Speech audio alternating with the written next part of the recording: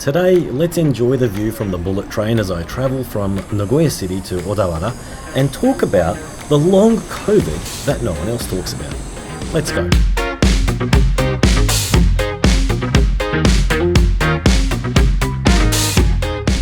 One of the interesting things about the scenery you see from a bullet train window is the variety. You've got farms, you've got residential houses, you've got commercial buildings, factories, and all that kind of stuff. It's just a really unique landscape.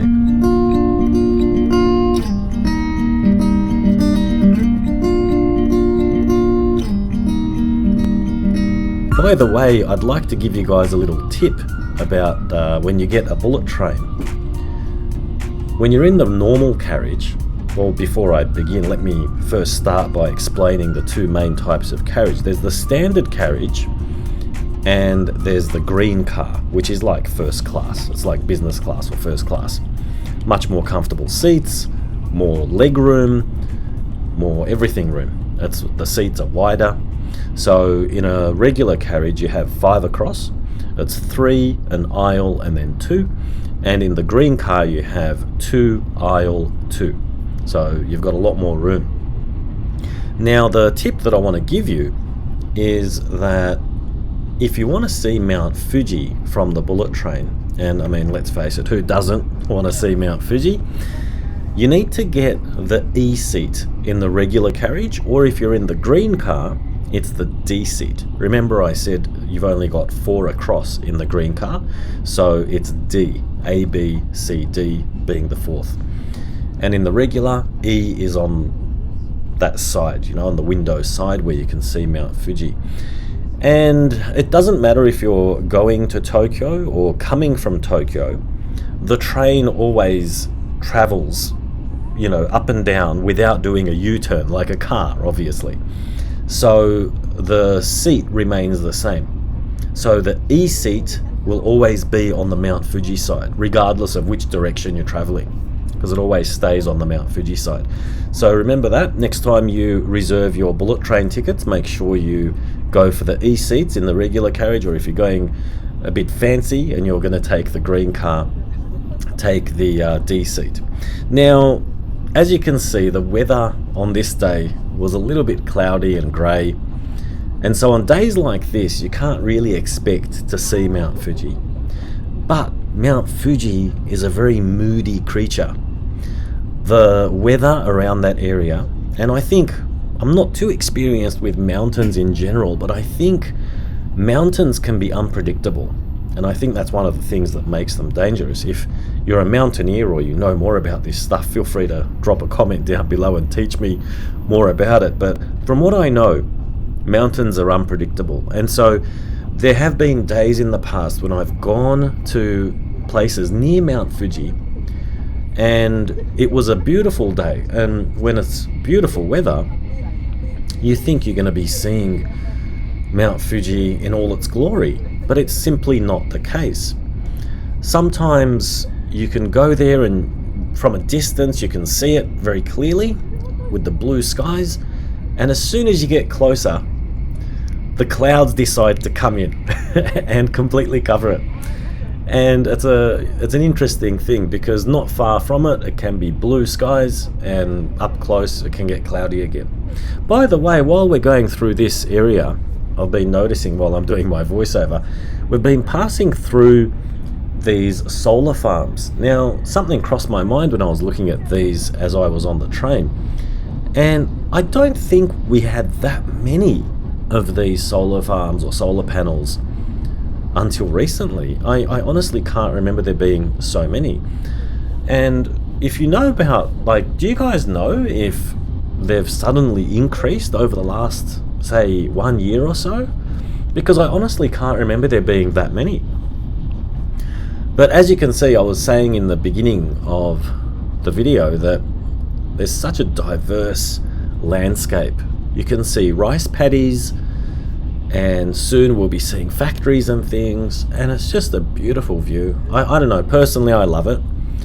I know it's probably not everyone's cup of tea. Maybe some people just prefer to have the one type of view, but I kind of enjoy the diversity as I'm traveling through. there's a big contrast between the modern side of Japan and then the industrial and the residential and the agricultural, and it all seems to be here on this little 1 hour trip. That's actually another amazing thing about the bullet train, is that we're zipping by at about 200 or 300 kilometers an hour here. It depends on where you're going through. The peak speed of the bullet train, the N700s, is about 300 kilometers as far as I know. And in some areas it has to pass through some local stations that don't have any protective guard fences, and so I think it might slow down to about 150 or 200 as it goes through there. I mean, that's still very dangerous, but I doubt that it's traveling at full speed. I don't know, I could be wrong. Maybe it is traveling at full speed through those areas, but you know, common sense would say that it's slowing down just a little bit. But we're zipping by probably at full speed or close to full speed here, and it's such a smooth ride. There's almost no vibration or jumping around. You know, you can put a drink on the table that's in front of you that folds down, and occasionally it might move around a little bit. Like if you have a bottle of something, a bottle of coffee or water, you'll notice that it slowly makes its way to one side of the table, but generally speaking, it's very, very stable and quite impressive, to be honest. And the green car even feels more stable and more quiet. I don't think there's less movement, but they've done something in there. I think maybe they've reduced the noise in the cabin. Here's one of those train stations that I mentioned where you actually go through. So this particular train is the Hikari. Now you've got three main types, according to what I know. You've got the Nozomi, which is the fastest. And from Nagoya, it's very, very quick. The first stop after Nagoya is Shin Yokohama, and it's only like an hour and a bit. All the way to Tokyo, sorry, I could be off on that, but it's roughly an hour to Shin Yokohama. All the way to Tokyo is only about an hour and 40 minutes from Nagoya to Tokyo, and there are only a few stops in between. You've got Shin Yokohama, Shinagawa, and then it's Tokyo. So you've only got 2 stops between Nagoya and Tokyo, so it's very, very fast. The next one down is the Hikari, which is what I'm on here in this video. And the Hikari stops at Odawara, which is where I'm getting off on this trip. So it's Nagoya and then Odawara, and I could be wrong, but I think the station after Odawara is Shin Yokohama. And then probably it's the same as the Nozomi. Shin Yokohama, Shinagawa, and then Tokyo. So if you want to go to somewhere like Odawara, you have to either take the Hikari or the next one down, which is the next one in the list, and that's called the Kodama. Now the Kodama will stop at all of the major train stations along the way, and so it does take longer, obviously, but there's the advantage of being able to get off at all of those different stations along the way, you know, places like Shizuoka. By the way, I think there might be some Hikari that do stop at Shizuoka. I'm not 100% sure on that, but it's certainly not like a full-on express station. So the Kodama will definitely stop at places like Shizuoka, Mishima. There are a bunch of stations along the way there where it will stop. Hamamatsu, I think, is another one. And so you want to allow something like about, I think it's between 2 to 3 hours if you want to go from Nagoya to Tokyo with a Kodama train. But yeah, that's a quick little rundown of how the bullet trains work. My knowledge is quite limited though, to, you know, Nagoya and Tokyo and maybe Osaka as well. You may have remembered I went to Osaka recently. I'm not sure if I actually posted about that on YouTube. I put up a little video on my X account. If you don't follow me on X, you're more than welcome to. It's the same handle name, it's Ohazassu. And you'll find the link below. I always include that in my descriptions. So yes, that's how the bullet trains kind of work between Nagoya and Tokyo. Anyway, I wanted to talk about something on this video because, I have like a little notebook and I keep track of things that I want to talk about at some point in time on this channel. And one of the things that came up that I wrote down a while back, and I still haven't, up until now, I didn't really find a good time to talk about it. And for some reason, while I was on this train ride, looking out the window like this, I was reminded of that topic, and so I might talk about that today. It's a little bit of a serious topic, but I don't want it to be a sad or a serious video. It's just more like sharing thoughts and maybe perhaps give us a chance to think about this topic and discuss what kind of things can be done about it, if any. So let's get into it. So the little title that I have in my notebook for this topic is The Long COVID That No One Talks About. And it's about the effects of COVID on our work lifestyle. Instead of focusing on, say, the long COVID as we all know it is the medical term that's used to describe symptoms that linger after one has COVID. But I think the whole pandemic affected our work lifestyles in a very interesting way. And I personally can still feel the effects of that up until now. So when did the whole thing start? It was in 2020, I think. Early 2020 is when things started happening. And things kind of got back to normal when? Probably about 2023 or 4?